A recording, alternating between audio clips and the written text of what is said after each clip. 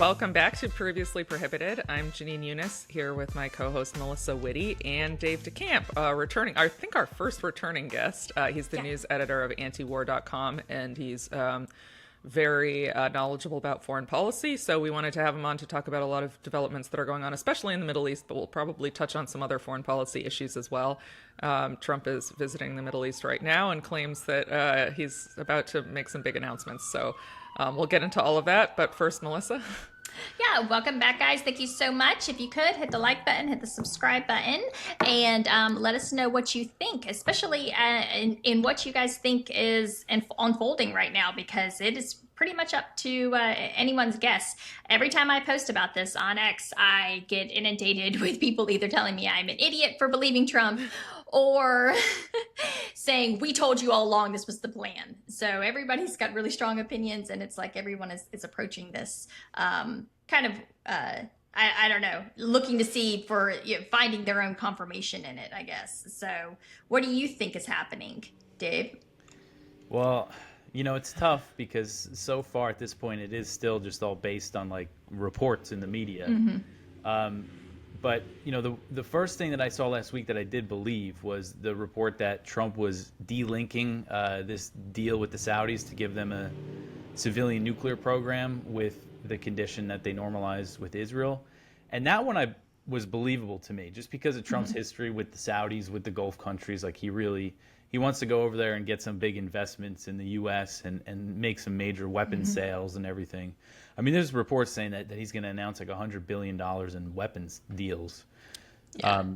So I wasn't surprised by that. And then, we also saw basically the U.S. agree to a ceasefire with the Houthis in Yemen without Israel, which I was surprised by that. And, to an American audience, Trump was able to sell it as like a win. But to most of the world and anybody really paying attention, it was really a defeat for the U.S. because the purpose of that was to try to stop the attacks on Israel. And instead of really, doubling down on it, which it seemed like they were going to do, it kind of came out of nowhere.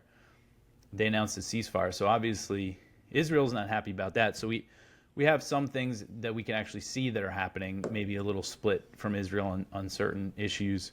When it comes to Gaza, it's hard to be hopeful. But this thing I was just working on today, there's reports today that the U.S. and Hamas are in talks on a Gaza ceasefire and hostage deal and getting aid in.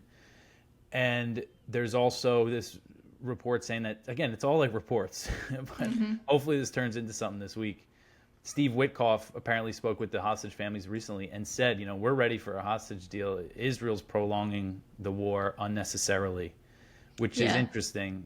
So there's a lot of good signs. On the other hand, you have Mike Huckabee saying, don't worry, everything's all right.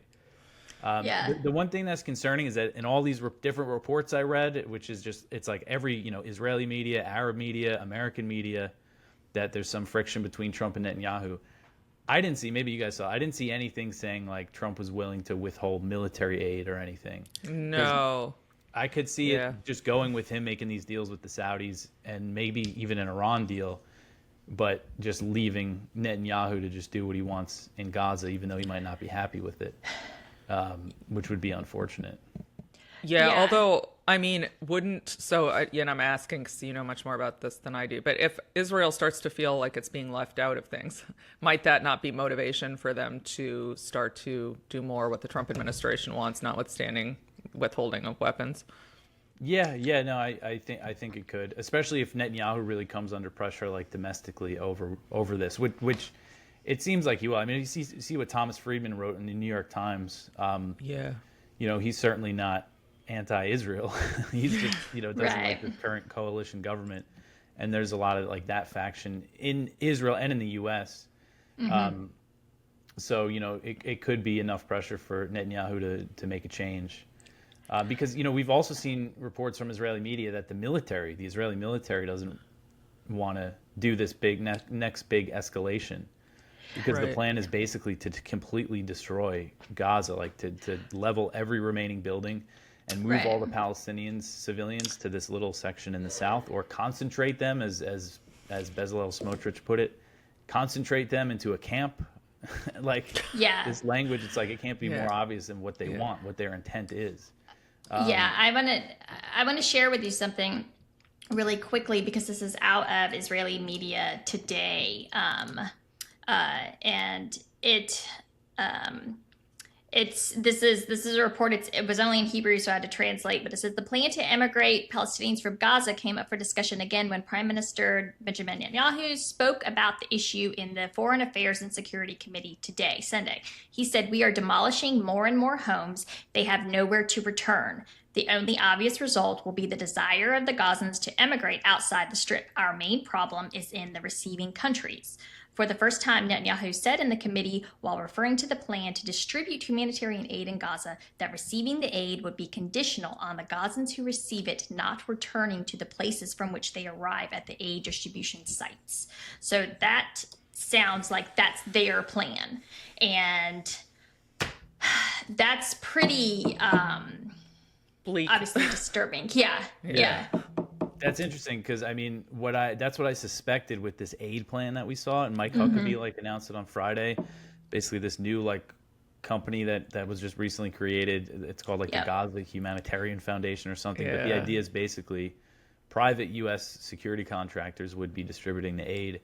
And from what I was figuring out while reading these plans was that they're going to set up these aid distribution centers in this just small area of southern Gaza, where they want to push all the Palestinian civilians. So it's pretty obvious that they're going to use this to facilitate the ethnic cleansing plan to because the option will be you could stay in your home and starve to death or make the trip south to get food. And so that it is pretty for me it's a little frustrating because obviously I don't know, I feel like they are operating in a fantasy world to a certain extent because to my understanding not a single country has said that they would be willing to help them carry out this ethnic cleansing. Certainly no country in the region by any means. So again, we have to get the aid in.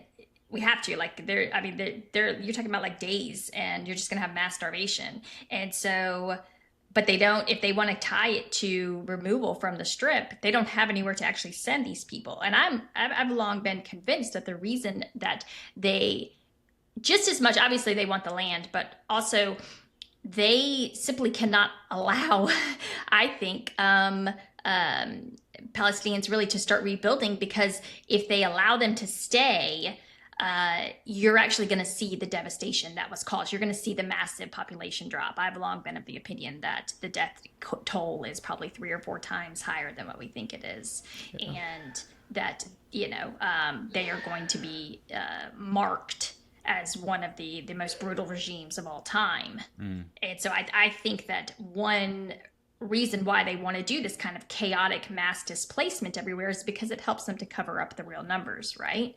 If you distribute people all over the world, then you can't really count the way you would be able to if they all just simply stayed. Yeah, that's a good point too, because then when if Palestinians stayed and they started rebuilding, then foreign journalists would come in and they'd find a lot of stuff in that rubble for sure.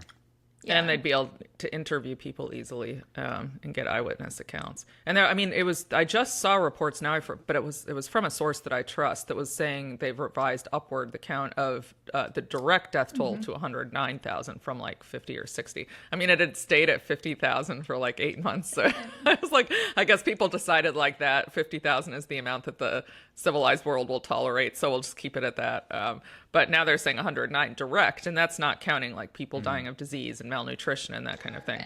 I think The Economist, right? Yeah, The Economist, I think so. So I have very little doubt it's more like a couple 100,000 when you add everything together. Yeah, and Trump whenever he talks about it, he always what was the number he would always say? He said 1.7 mil. Yeah. Initially he said 1.5, and I actually called him on it, and then later on someone said 1.8. But he's getting briefs. That they know.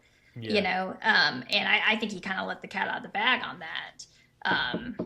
Because if it comes out that it's 500,000 people, it's just. It's unfathomable, and shame on the entire world for allowing it to happen, obviously, especially the quote unquote civilized Western world where we're supposed to be, better than that. And even though obviously we aren't. It is really seeing the pictures every day. There's new reports about like starving babies and their mothers who can't make breast milk, and like the medical shortages in the hospitals. People just going in with diseases and they can't even get diagnosed. They just get like whatever medicine they have, and then they're told to go on their way back to their tent. Like it just goes on every day. And yeah. And I'm sure you guys saw it was being debated in the Knesset whether it was a bad thing to allow children to starve to death and be not treated when they have infections and diseases. One of the women, I forgot what they're called, like MKs or whatever, said something like, well, you're just assuming we think that that the children should be saved. It's ghoulish, and it's pretty much par for the course there. But so Trump goes to on Tuesday, right? The plan is Tuesday the 13th.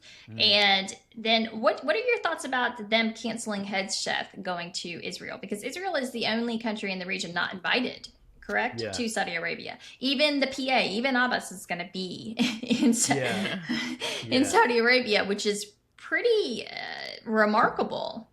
I saw some conflicting things about that, saying he might not be there, but yeah, Hegseth, it's tough to know if it is like that significant, or if Trump decided to bring him along for the trip to kind of show support for him with all this kind of media.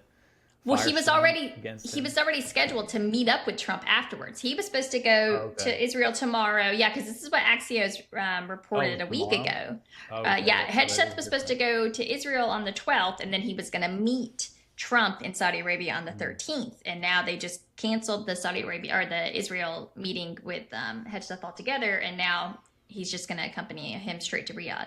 Okay, I didn't realize that. So maybe this could be about the whole Iran thing, because it does seem like, even though there's been lots of threats, about attacking Iran if there's no deal, that they're not too happy with Israel, with Netanyahu really pushing for the U.S. to bomb Iran. So maybe it's related to that. I think the chances of the Iran war have gone down recently. That's good. I think it was a week or two ago when it seemed like things were heating up again. Like Hegseth was threatening them, and the nuclear talks were postponed, but they're back on track, it seems like.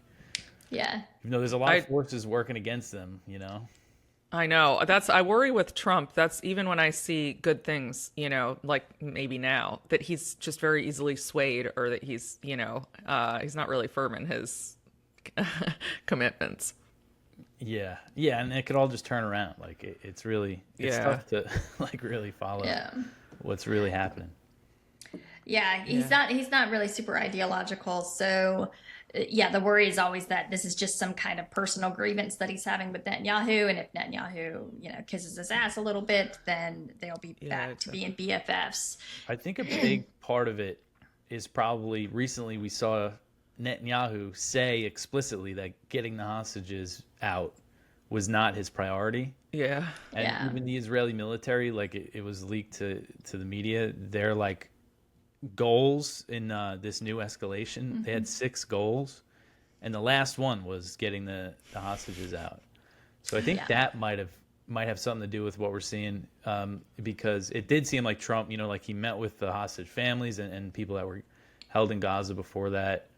And Witkoff has been really speaking with the family members a lot. So I have a feeling that might have something to do with kind of this turn that hopefully is actually real.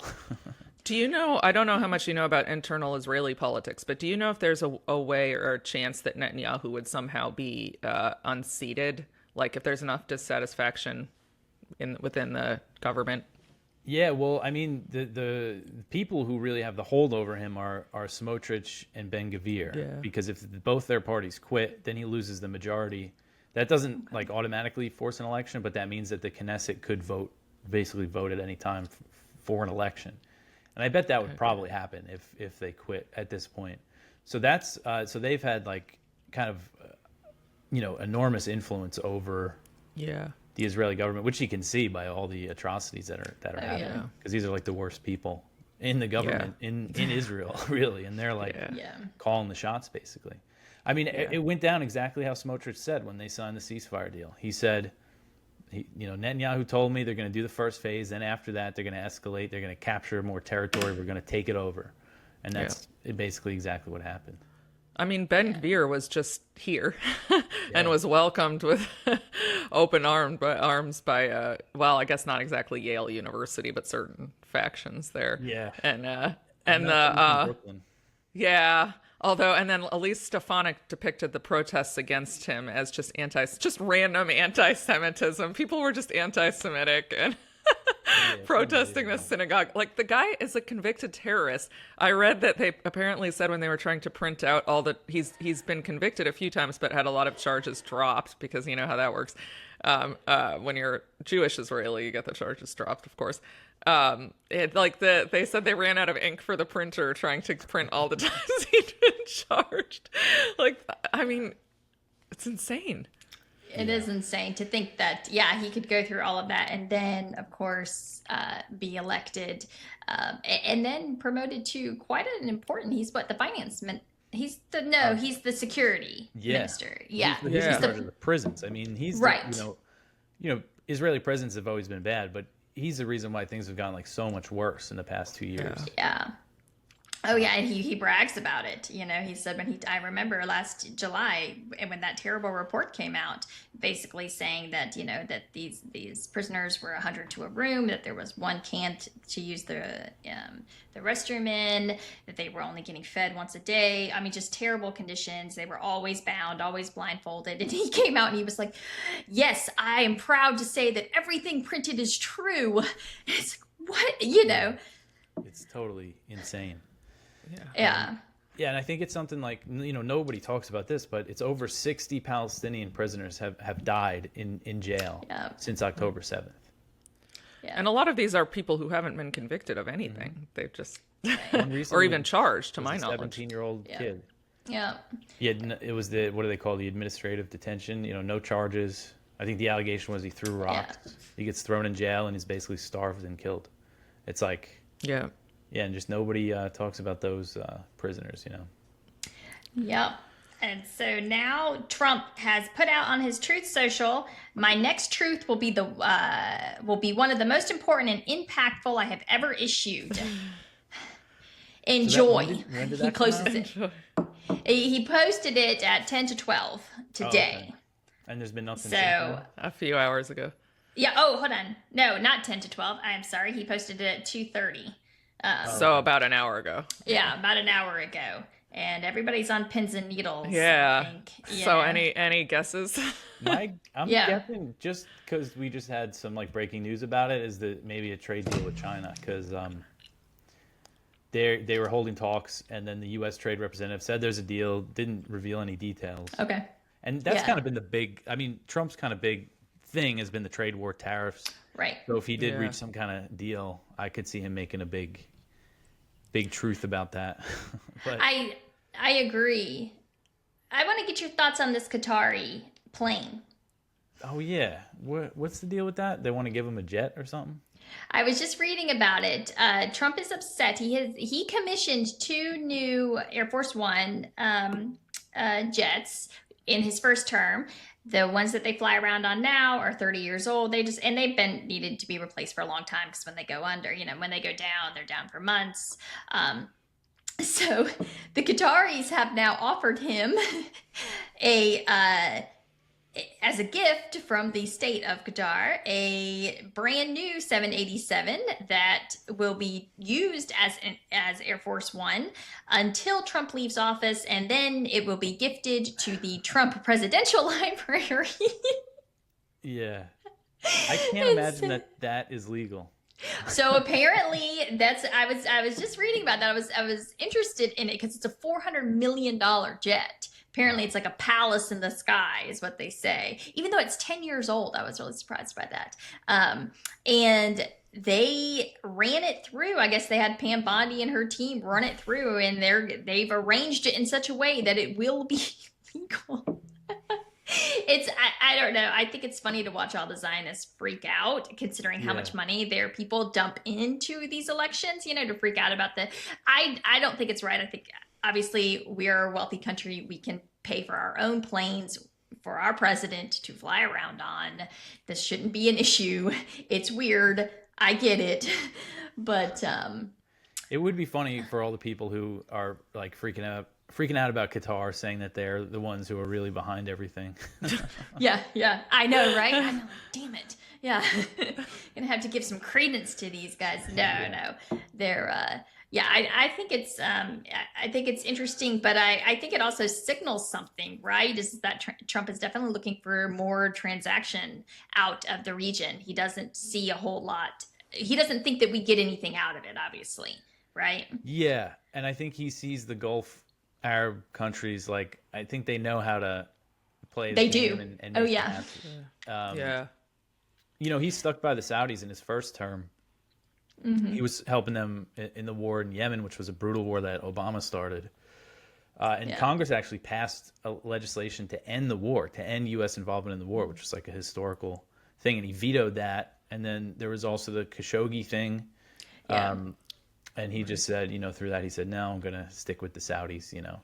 So, and of course, you know, Jared Kushner's got some serious ties with them. So, yeah, I think he probably sees them as kind of reasonable people, and they're probably telling him, like, Israel's got to stop. You know, not that they're doing anything for the Palestinians, Right. but they know that they can't be friendly with Israel. Like, you know, they could have a revolution on their hands if they normalize with Israel while they're doing what they're doing in Gaza. Right. Yeah. I think, you know, one good thing about Trump not being super ideological is that he's also not you know, ideological Zionist either. Obviously, he doesn't get all into the, you know, this is the land that God gave him and whatnot. And so he wants to get something back out of them. And I just don't think he thinks we don't get anything from these people. It's nothing but grief and headache. And so, yeah. Yeah, that is the benefit of having a president who sees things in probably mainly pecuniary terms. Yeah, but it still makes you wonder why, because, you know, he did just go all in on, you know, things might be changing now, but he still went all in on Israel, like when he first came in. Yeah. I mean, I know that's a big part of his you know, donors and, you know, like the Republican Party, that is just the way it is. So maybe that is the driving force behind it, but. It's a little hard to figure out all the dynamics. I mean, I was very happy in January when he brokered the ceasefire, and I was like, okay, he's serious about this. But then, you know, things completely changed, and it wasn't clear to me if that had just been a facade all along, or if he had been under some immense pressure. I mean, perhaps just fear of getting killed, which I think is a pretty legitimate one, given that JFK and RFK were almost definitely killed by Israel, and they had plans to kill Truman and who was the other one? Truman and H.W. Bush, according to, I think that this was all from the JFK files, right? Or the files that were released. Right. Yeah, the Aragon sent Truman mail bombs, right? But no, I agree. But I've been curious, and perhaps you know, I know that and I'm not making any excuses. Obviously, I think it's wrong.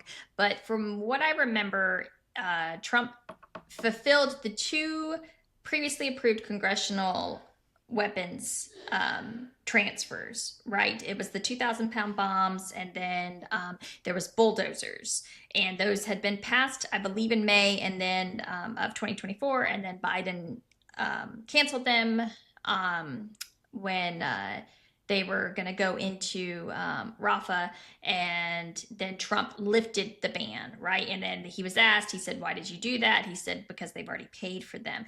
Then I know that there was a third large weapons package, but all of those were actually like fighter jets that wouldn't be delivered until like 2030, and something else that wasn't going to be delivered until 2028. Do you guys track the weapons shipments to, like, on a daily basis? Because I know during the Biden administration for the first year, it was like, you know, a plane load every 12 hours of new bombs. Is that still happening? I'm not really sure. I haven't followed the flight tracking stuff, but there's been, you know, I know that they approved at least 12 billion plus 4 billion. I believe, you know, it's been about 12 billion in like new weapon sales, which do take a long time to actually deliver. And then 4 billion in like, you know, expediting bomb shipments and everything. So I would guess that the deliveries are probably still pretty frequently. But okay. I haven't been tracking it like that closely.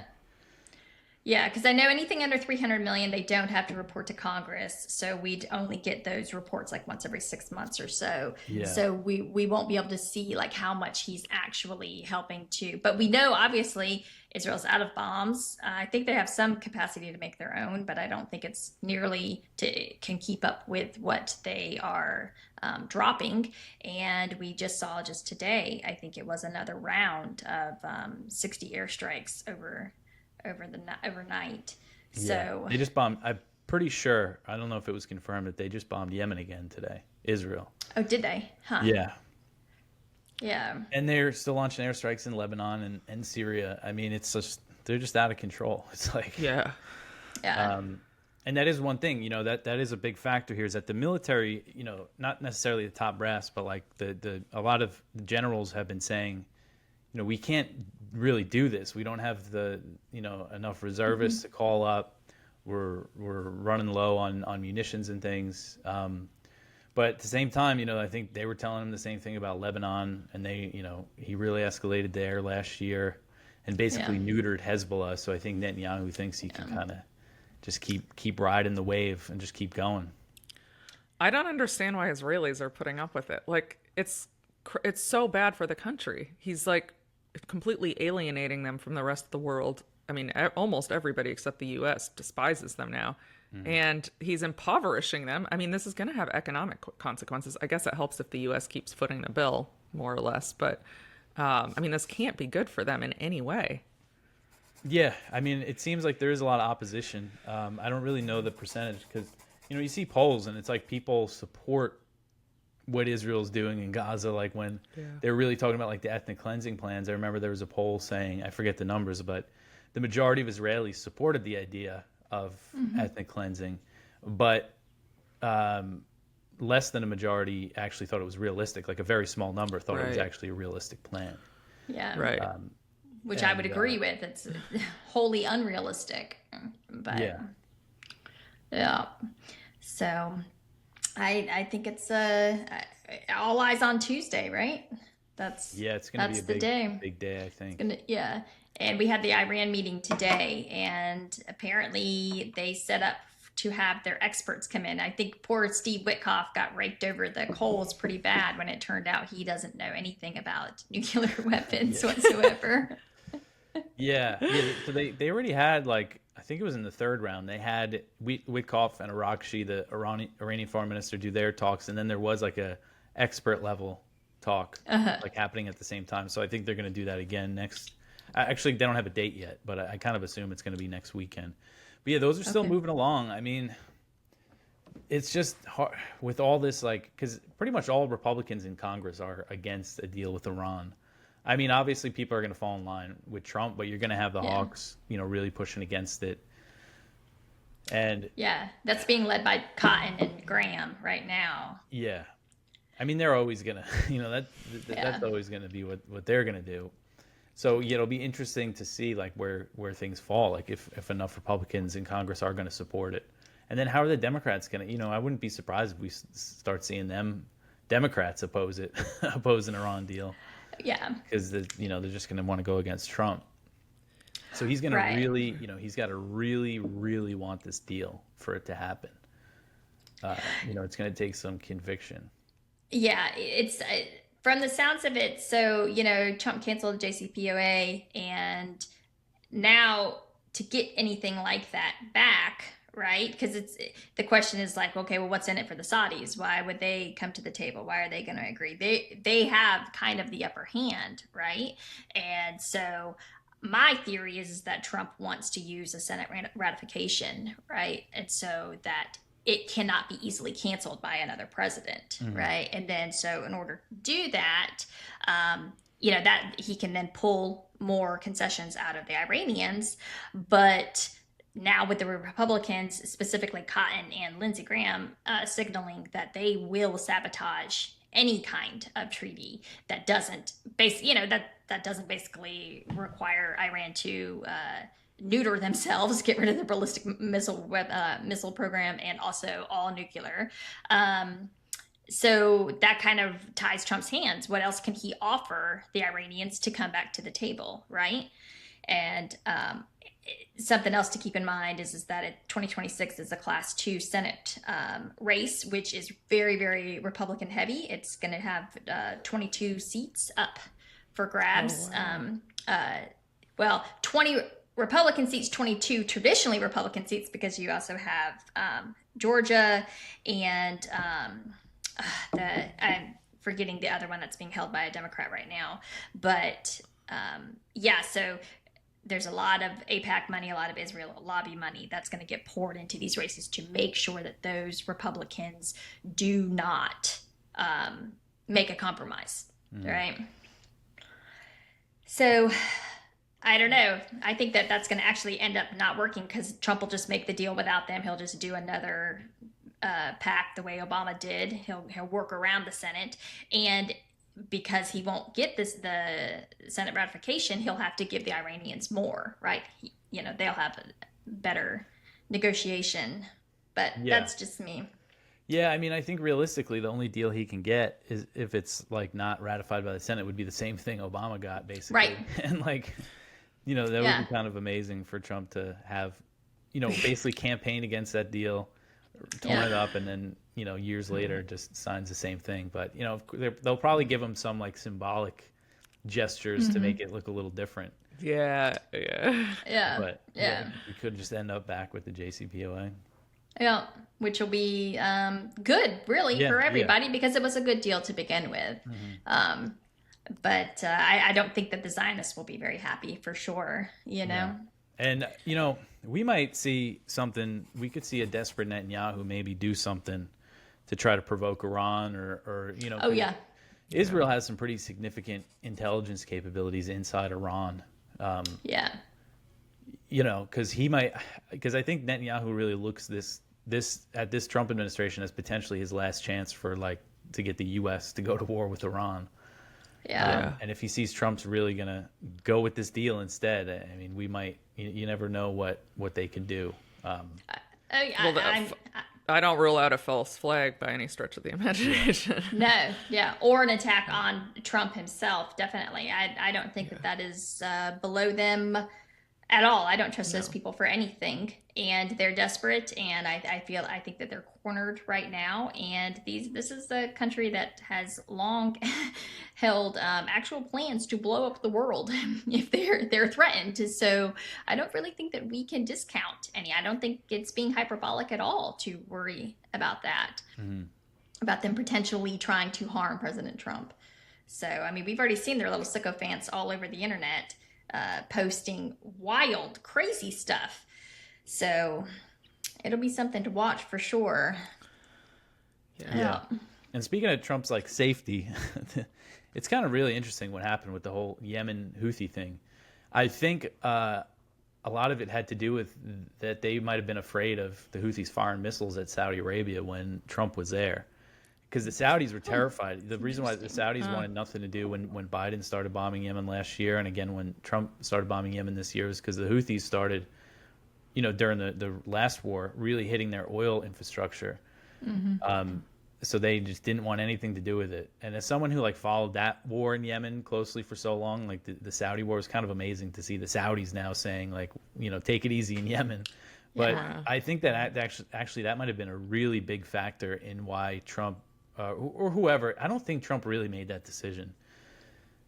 It seems like he was letting his people take care of the Yemen thing. I don't know, based on just the things he said, I think whoever's running the policy, I think made the decision, all right, we'll accept this ceasefire from the Houthis. Israel's on its own for now. But I do think a big factor of it was the Saudis. I think the Saudis were really pushing for it. And, they might have, who knows, they could have tried to hit Riyadh when Trump came in. They're capable of that. So, what do you think about India and Pakistan? It's this massive mini war that everyone's just please don't. I mean, it looks like it stopped for now, but that was scary. I mean, because that's always been the big fear for the kind of the biggest risk of nuclear escalation is if a war between India and Pakistan. Right. And it seemed like that's what was starting.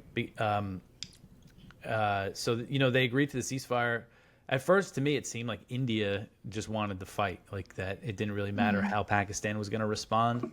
That India was just going to kind of keep going ahead with it.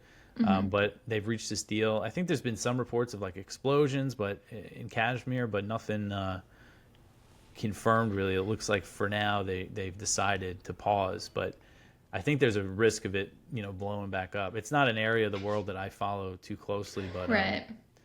it's always a brewing thing, like especially in Kashmir, and with like Modi and his government, the way that they treat the Muslims there, and then so there's always a chance of like these attacks, like terrorist attacks in Kashmir.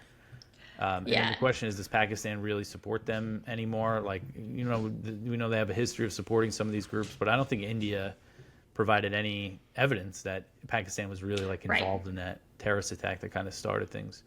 So if you're like some, militant guy in Kashmir and you want to, start a war between India and Pakistan, like, they could do more terrorist attacks there, because a lot of those groups might think they could benefit from India and Pakistan going to war and them kind of carving out their own piece of Kashmir or something like that.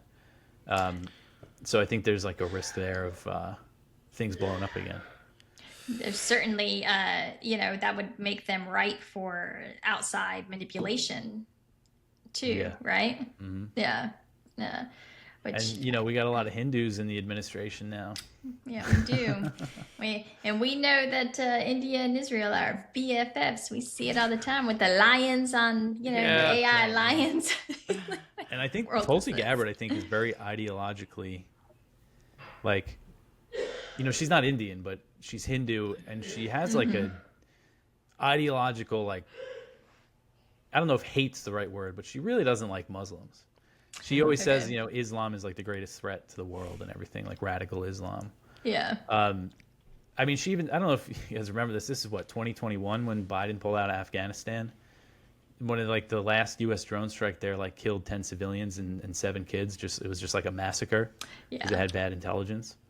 Tucker Carlson had Tulsi Gabbard on his show to talk about it. I assume that he had her on because he thought she would be critical of the drone strike, but she basically defended drone strikes, saying that radical Islam is like the biggest threat facing us. So like, she's got like a serious, even though she's such a strange figure, because I remember her presidential campaign, she was very anti-war and everything.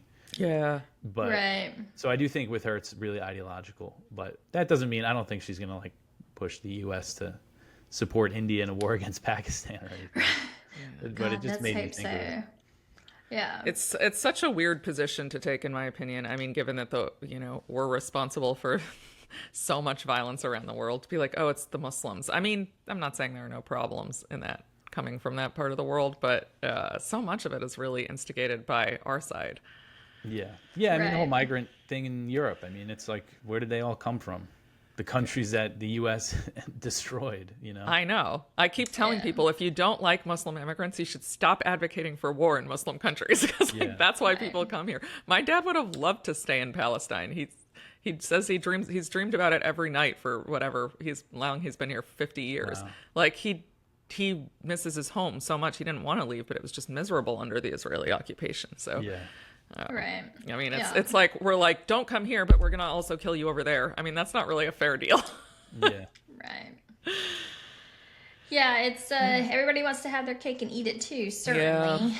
Especially neocons, which we know now from Mark Levin is a prerogative.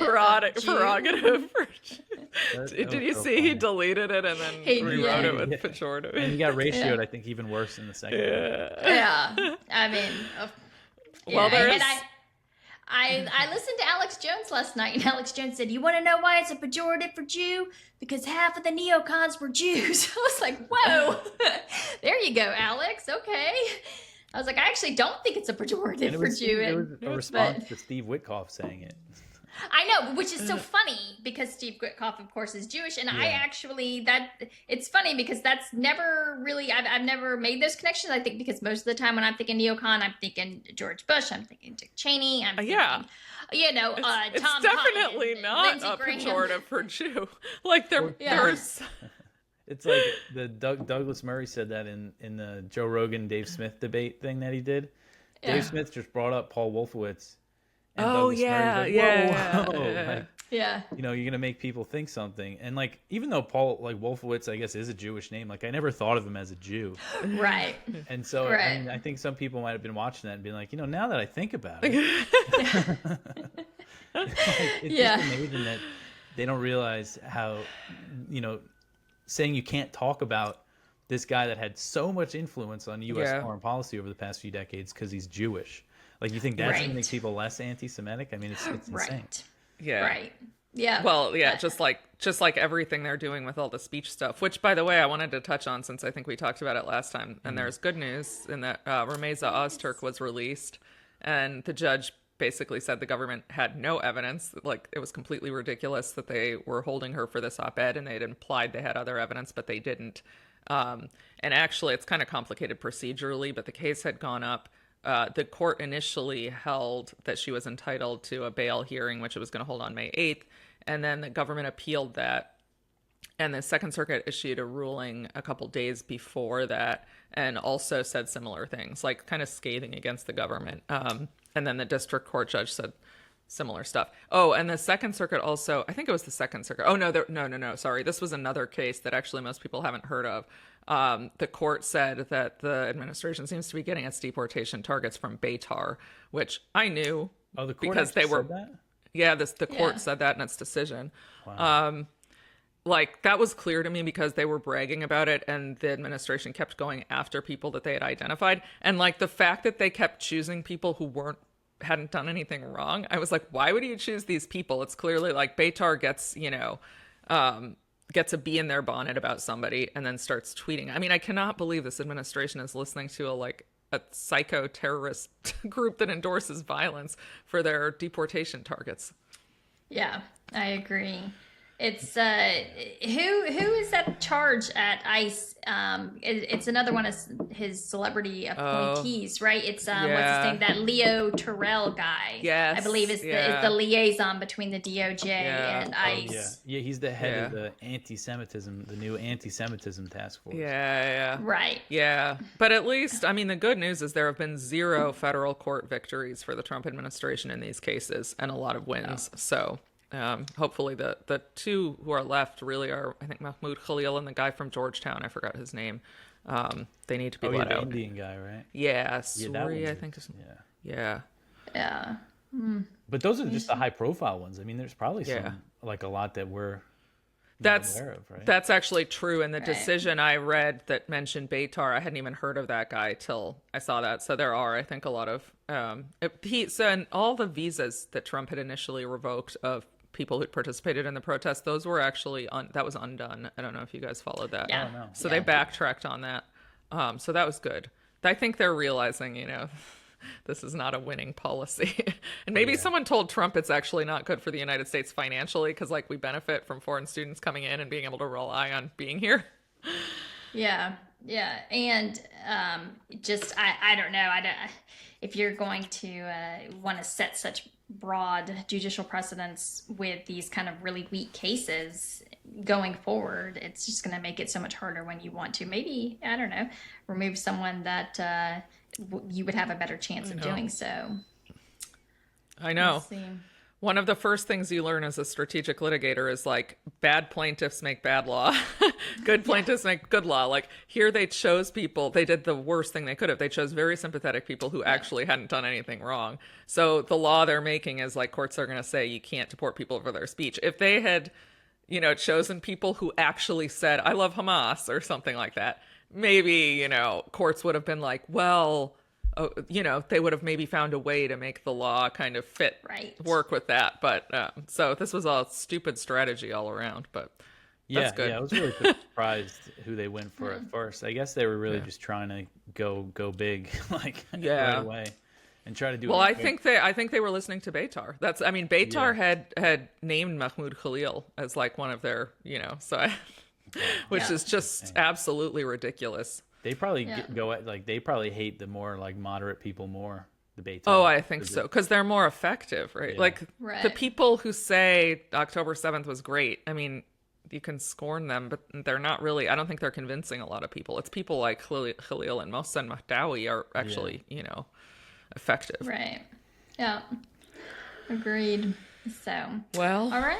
Well, shall we will we watch. Yes. I'm gonna keep Wrap an it eye up. on, Yeah. Truth Yeah. I know it. I was like, man, you're gonna make me follow this because there's an account on X that immediately posts it. So I was like, man, you're gonna make me follow this account. Damn it, Donald. Yeah. Well, hopefully it'll be good news. Yep.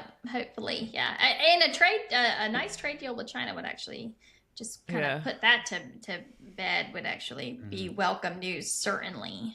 Yeah. Sure would. Oh, all right. So. Bye, well, guys. Thank you, Dave. Bye, everybody. Yep. Thank you. Yeah, thanks for having me, and happy Mother's Day to you too. Yes, Thank yes. you. Happy Mother's Day to all of the mothers out there.